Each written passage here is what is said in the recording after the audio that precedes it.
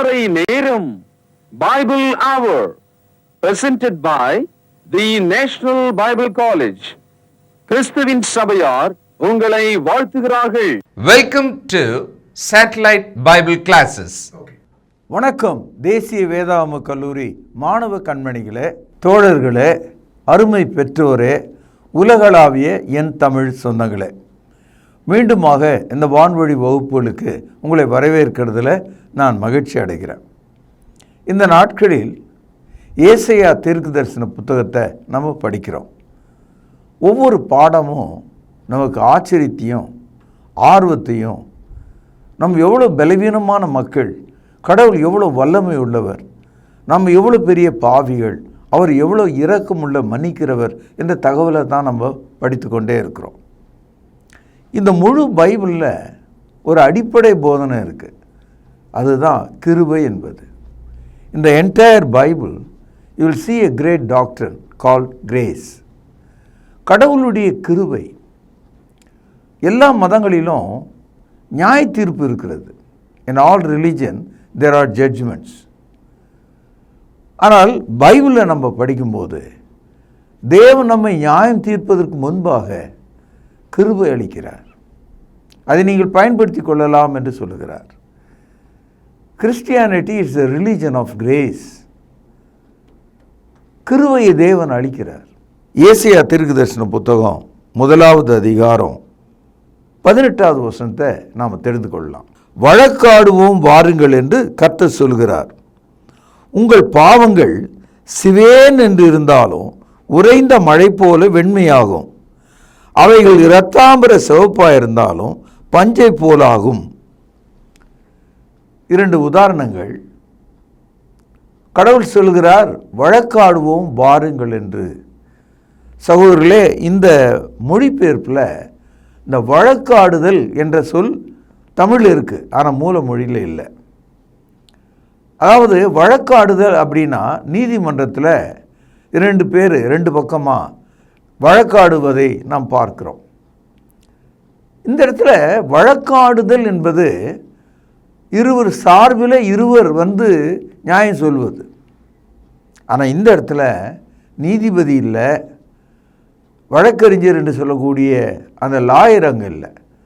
பாவியாகி நீங்களும் தேவனும் தான் இருக்கிறாங்க. In between you and God there is none. இந்த இடத்துல மூல மொழியில் எப்படி வந்திருக்குதுன்னா, come let us reason together, வாங்க பேசுவோம் என்பது தான் அங்கே இருக்கிற மொழிபெயர்ப்பு. ஆனால் இங்கே ரொம்ப ஸ்ட்ராங்காக கடினமான ஒரு வார்த்தை வழக்காடுதல். அப்படின்னா வழக்காடுகிற எல்லாருமே தான் சைடில் தான் நியாயம் இருக்குதுன்னு வழக்காடுவான். ஒரு பாவி, ஒரு ஐயோக்கியம் கூட நீதிமன்றத்தில் ஜெயிச்சுட்டு போயிடுவான்.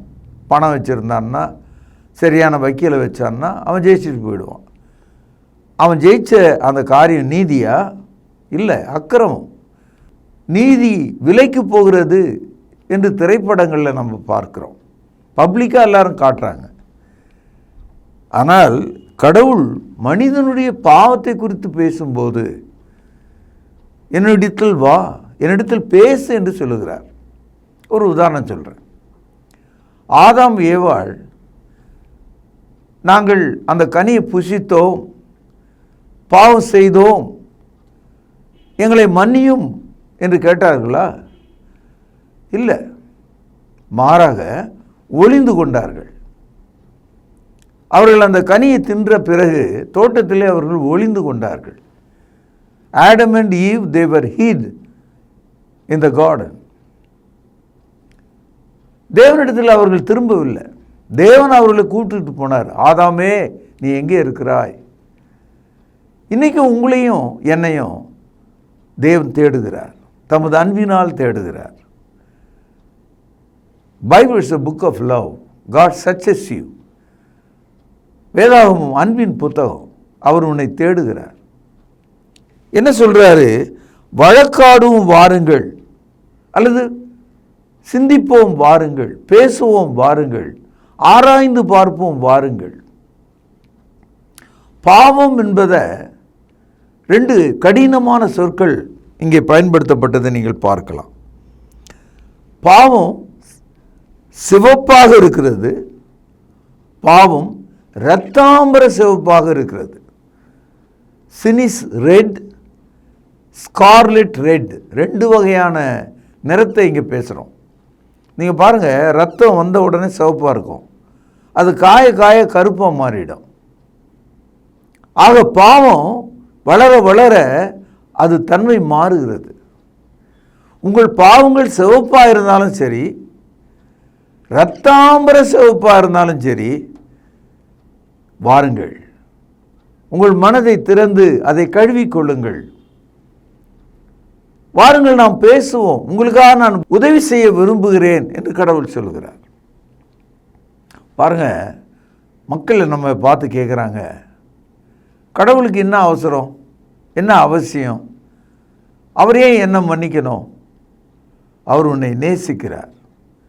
உனக்கு அவருடைய சாயலையும் அவருடைய ரூபத்தையும் அவருடைய ஆவியையும் கொடுத்திருக்கிறார். இஸ்ரவேலை தேவன் எப்படி அழைத்தார்? இஸ்ரவேல் என் சேஷ்ட குமாரன், Israel is my beloved son என்று சொன்னார். அப்போ ஒவ்வொரு மனிதனும் தேவனுடைய பார்வையில் பிரியமான பிள்ளைகளாக இருக்கிறோம்.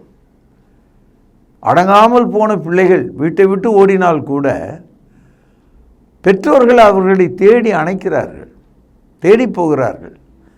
அந்த பிள்ளைகள் எவ்வளோ நஷ்டம் செய்தால் கூட அந்த பிள்ளைகள் மீது அன்பு காட்டுறாங்க. அந்த வீட்டையே அழித்தால் கூட அந்த பிள்ளைகள் மீது அன்பு காட்டுறாங்க. ஒரு மனிதன் தன்னுடைய பிள்ளையின் இடத்துல அன்பு காட்டுவது நியாயமாக இருந்தால், நம்மை உண்டாக்கிய பராபரனாகிய கடவுள் நம்ம மீது அன்பு காட்டுவது, அன்பு பொழிவது எவ்வளோ நியாயம். God is not cruel, He is not hardened, He is a father pitiable. தன் மகனுக்காக இறங்குகிற ஒரு தகப்பனைப் போல அவர் இருக்கிறார். கடந்த சில வாரங்களில் தொலைக்காட்சிகளில் வருகிற நிகழ்ச்சி நீங்கள் பார்த்தீங்கன்னா ரொம்ப ஆச்சரியமாக இருக்கும். ஒரு பிரியாணி வாங்க போன ஒரு பெண் அந்த வாலிபனிடத்தில் மனதை கொடுத்ததுனால அரை பிளேட் கொடுக்குற இடத்துல அவளுக்கு ஒரு பிளேட் பிரியாணியை கட்டி கொடுத்தான். அதுக்குள்ளே அவள் மயங்கிட்டாள். தொடர்ந்து போனால், தொடர்ந்து வாங்கினா. கடைசியில் என்ன நடந்தது?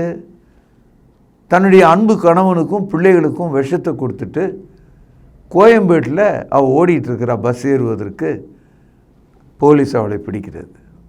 இது ஊரறிந்த விஷயம்.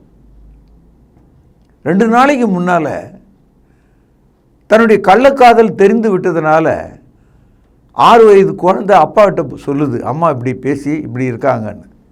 அந்த குழந்தைய கடினமான ஒரு கரும்பால், உங்களுக்கு கரும்புனா மெலிசாக இருக்கும், கனமாகவும் இருக்கும், ஒரு தடி போல் இருக்கிற அந்த கரும்பை கொண்டு அடித்த அடியில் பக்கத்து வீட்டுக்காரெல்லாம் ஓடி வந்து அந்த குழந்தை சாவு பிழைக்கிறதை கண்டு தூக்கி கொண்டு போகிறாங்க.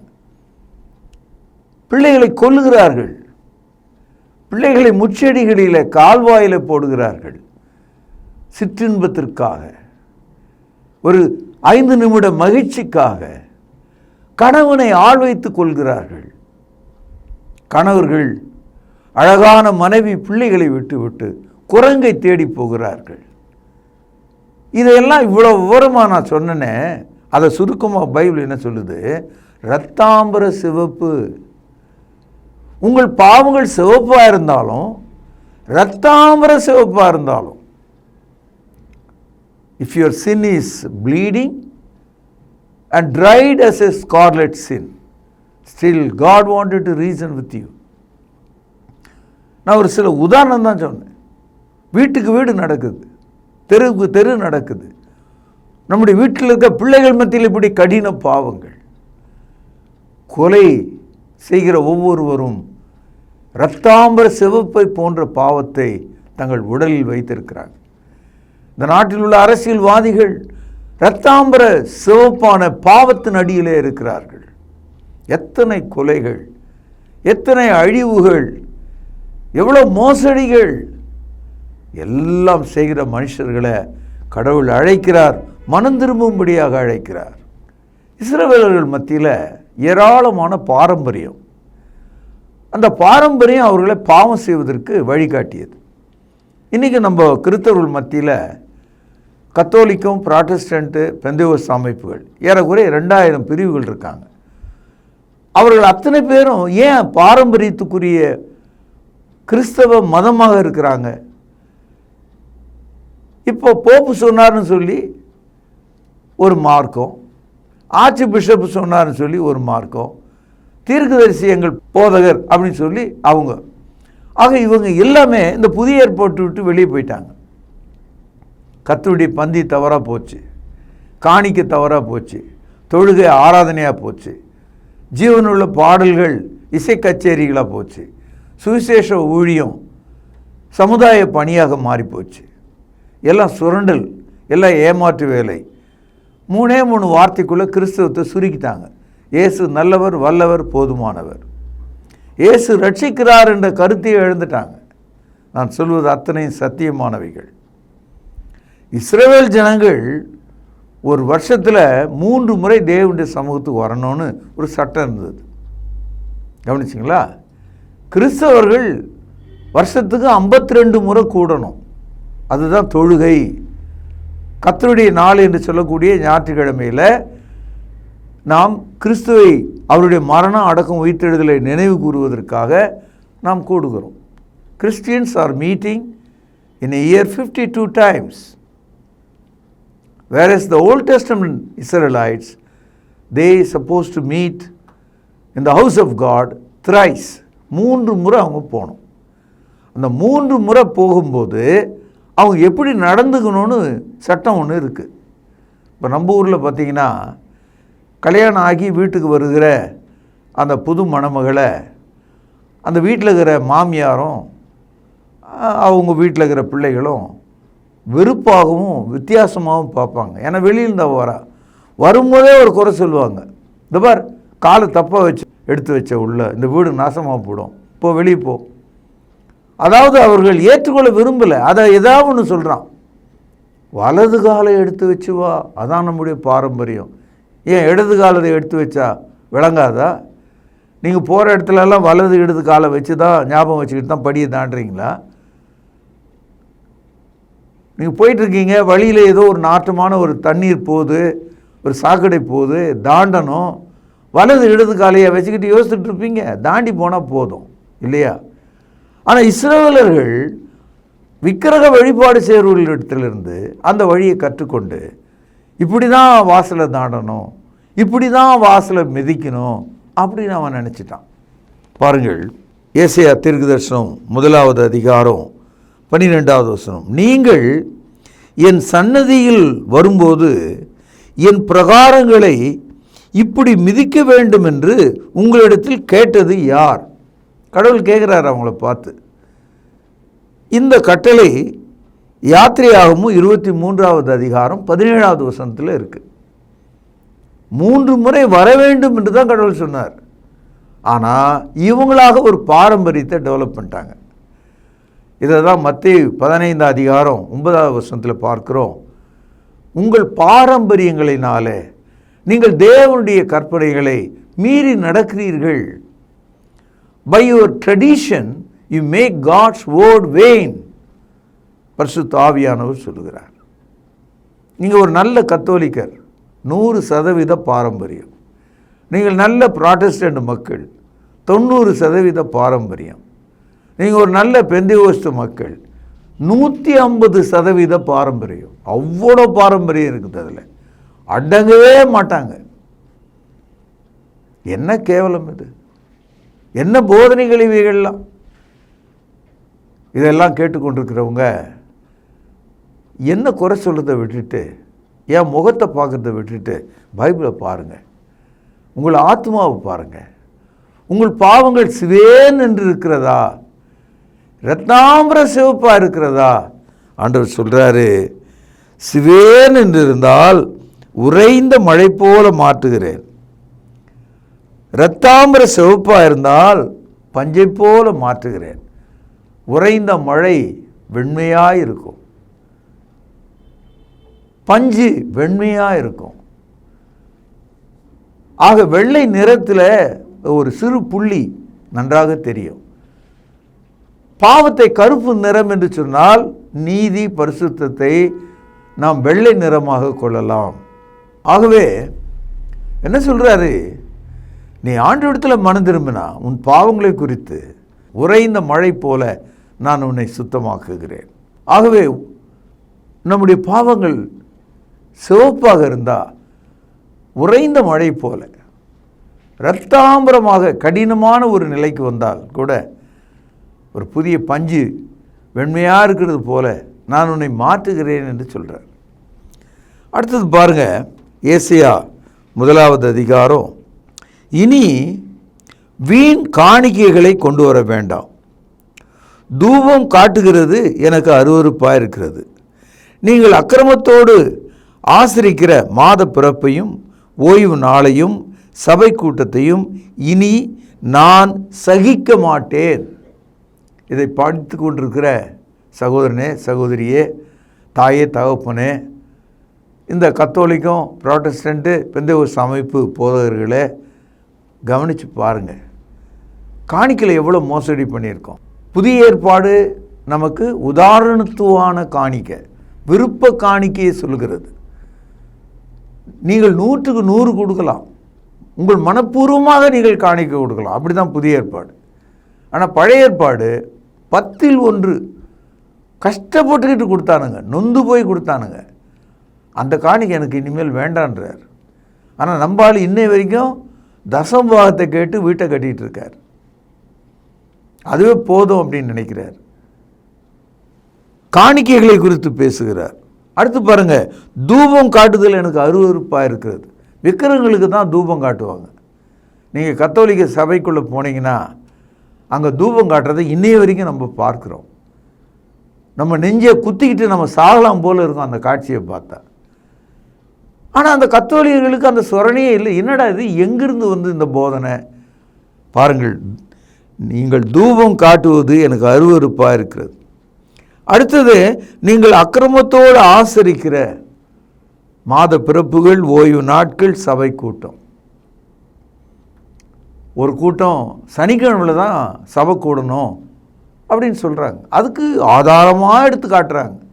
அவங்கள தான் ஆங்கிலத்தில் 7th Day Adventistன்னு சொல்கிறோம். கிறிஸ்தவ வரலாற்றில் 17வது நூற்றாண்டுக்கு முன்னால் 7th Day Adventistன்ற ஒரு சபையே கிடையாது. கடந்த 200 ஆண்டுகளாக தான் இவங்க இப்படி போதிச்சுட்டு இருக்காங்க. அது அவங்களுக்கே தெரியாது. கிறிஸ்துவனுடைய மரணத்தை நினைவு கூறுவதற்காக தான் இயேசு உயிர்த்தெழுந்த அந்த நாளாகி ஞாயிற்றுக்கிழமையில் நம்ம கூடுறோம். சனிக்கிழமை என்ற அந்த ஓய்வு நாள் ஒன்றுக்காகவே அதை கெட்டியாக பிடிச்சிக்கிட்டு அதுக்குன்னு ஒரு சபையாக அவங்க நிற்கிறாங்க. அதுக்காகவே போராடுறாங்க. இந்த ஓய்வு நாள் சண்டை ஒரு பெரிய சண்டையாக உலகம் முழுதும் இருக்குது. அந்த சபையில் இருக்கிறவங்களுக்கு சிலுவை ஞாபகம் வரல, இரத்த ஞாபகம் வரல, மரண ஞாபகம் வரல, இயேசுனுடைய ஊழிய ஞாபகம் வரல, அவருடைய 2வது வருகை ஞாபகம் வரல. ஒன்னே ஒன்று ஞாபகம் வருது, கத்தோலிக்கர்கள் தவறானவர்கள். ஓய்வு நாள் ஆராதனை இதுதான் உங்களுக்கு எப்பவுமே ஞாபகம் வரும். இந்த ஓய்வு நாள்லேருந்து நம்ம வெளியே வந்துட்டோம். அது மாத்திரமல்ல, இவ்வளோ அக்கிரமம் செஞ்சுட்டு கடவுளுடைய சமூகத்தில் வந்து கையை விரித்து, ஓ ஆண்டவரே யெகோவா தேவனே என்று அவர்கள் சொல்கிறார்களாம். லூக்கா 18வது அதிகாரத்தில் படிக்கிறோம். ஒரு பாவியும் ஒரு பரிசேயனும் தேவாலயத்துக்கு போனாங்க. பாவி தூரத்தில் நின்று கண்களை தாழ்த்தி மார்பில் அடித்துக்கொண்டு, பாவியாக என் மீது கிருபையாயிரும் என்று சொன்னானா.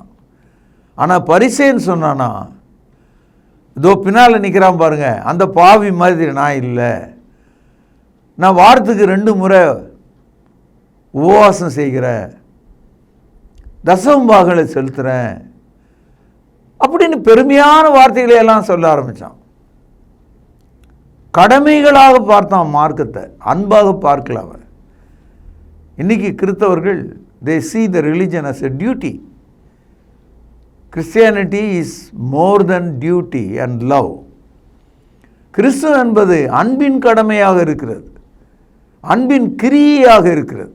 அதனால தான் சொல்றாரு, நீங்கள் உங்கள் கைகளை விரித்தாலும் என் கண்களை உங்களை விட்டு மறைக்கிறேன். நீங்கள் மிகுதியாய் ஜெபமணினாலும் கேளேன். உங்கள் கைகள் இரத்தத்தினால் நிறைந்திருக்கிறது. இந்த லோடு இவ்வளோ கேவலத்தை வச்சுக்கிட்டு ஆண்டவருடைய சமூகத்தில் நம்ம எப்படி வர முடியும்? ஆண்டவர் சொல்கிறாரு, I will not hear your prayer. I will not look at you. I am not going to change my decision on you because you are unrepented. பாவத்தினால் கடினப்பட்டு இருக்கிறாய். உன் பாவங்கள் சிவப்பாக இருக்கிறது, இரத்தாம்பர சிவப்பாக இருக்கிறது. மனம் திரும்புங்கள், வழக்காடுவோம் வாருங்கள் என்று கர்த்தர் சொல்கிறார். Come, let us reason together. வாருங்கள், நாம் பேசுவோம், உட்கார்ந்து பேசுவோம், வசனத்தை கொண்டு பேசுவோம். இந்த காலையில் இந்த பைபிள் எடுத்து போதிக்கிற நான் தேவனுடைய வேலை செய்கிறேன். 16வது வசனம், உங்களை கழுவி சுத்திகரியுங்கள், உங்கள் கிரியைகளின் பொல்லாப்பை என் கண்களுக்கு மறைவாக அகற்றிவிட்டு தீமை செய்தலை விட்டுவிட்டு ஓயுங்கள்.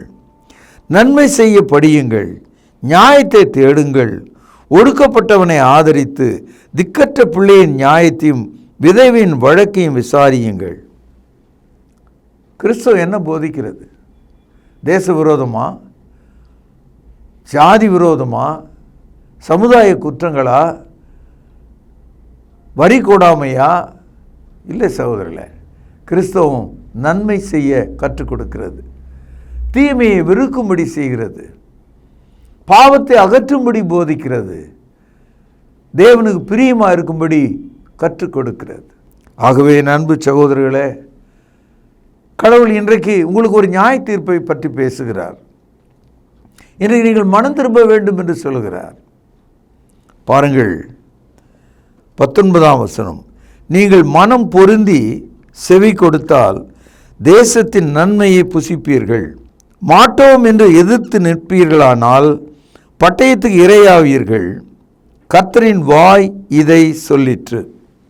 சகோதரர்களே, இந்த பாடத்தை படிக்கும்போது ஏசையா ஒரு தீர்க்கதரிசி என்பதை நம்ம ஏற்கனவே படித்தோம். ஏசையா தீர்க்கதரிசனம் சொல்லும்போது அவர் ஆரம்பிக்கும் போது எப்படி சொல்கிறார் பாருங்க, வானங்களே கேளுங்கள், பூமியே செவிக்கொடு. நல்லா கவனிங்க, கர்த்தர் பேசுகிறார். எப்போதும் பைபிள் தீர்க்கதரிசிகள் நான் சொல்கிறேன் என்று சொன்னதே கிடையாது. பைபிள் முழுக்க பார்த்தீங்கன்னா கர்த்தராகிய தேவன் உரைக்கிறதாவது, கர்த்தர் சொல்கிறதாவது இப்படியே தான் இருக்கும் எல்லா புத்தகத்திலும். அதனால தான் இதை பரிசுத்த வேதாகமும் தேவனுடைய வார்த்தைன்னு நம்ம சொல்கிறோம். Always in the Bible you will see thus says the Lord. The Lord spoke. கர்த்தர் சொன்னார் என்று தான் தீர்க்கதரிசிகள் சொல்கிறாங்க. இப்போது இவ்வளவும் சொல்லிட்டு ஏசாயா கடைசியில் என்ன சொல்கிறாரு? கர்த்தரின் வாய் இதை சொல்லிற்று.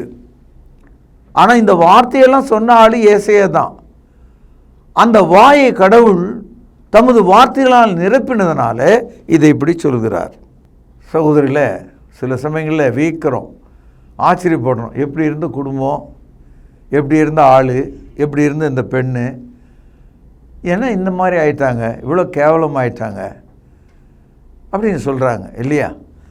அதே மாதிரி தான் தேவனும் கூட உங்களை பார்க்கிறார், உங்கள் குடும்பத்தை பார்க்கிறார், உங்கள் பிள்ளைகளை பார்க்கிறார். எவ்வளோ சந்தோஷமாக ஆலயத்துக்கு போனோம், நம்முடைய பிள்ளைகளெல்லாம் ஒழுங்காக ஞாயிறு வகுப்புகளுக்கு அனுப்பணும். வீட்டில் உள்ள எல்லா பிள்ளைகளுக்கும் கர்த்தருடைய வார்த்தையின்படி ஆலயத்தில் திருமணங்களை செய்தோம். ஆனால் இன்றைக்கி என்ன ஆச்சு? பிள்ளைகள் வருவதில்லை. பிள்ளைகள் தாறுமாறாக ஆண் பெண்ணை தேடிக்கின்னு உலகத்தில் ஓடி போயிட்டாங்க. அப்பா அம்மா சபைக்கு வர்றதில்லை. எவ்வளோ துரோகம்! அதான் சொல்கிறாரு, உண்மையுள்ள நகரம் 21வது வசனம் எப்படி வேசியாயிற்று, அது நியாயத்தால் நிறைந்திருந்தது, நீதி அதில் குடி இருந்தது, இப்பொழுதோ அதன் குடிகள் கொலைபாதகர். உன் வெள்ளி களிம்பாயிற்று, உன் திராட்சரசம் களைப்பாய் உள்ளது, உன் பிரபுக்கள் முரடரும் திருடரும் தோழருமாயிருக்கிறார்கள். அவர்களில் ஒவ்வொருவனும் பரிதானத்தை விரும்பி கைக்கூலியை நாடி திரிகிறான். திக்கற்ற பிள்ளைகளின் நியாயத்தை விசாரியார்கள். விதவையின் வழக்கு அவரிடத்தில் ஏறுகிறதில்லை. இந்த காட்சி இன்றைய சமுதாயத்தை நமக்கு காட்டுகிறது.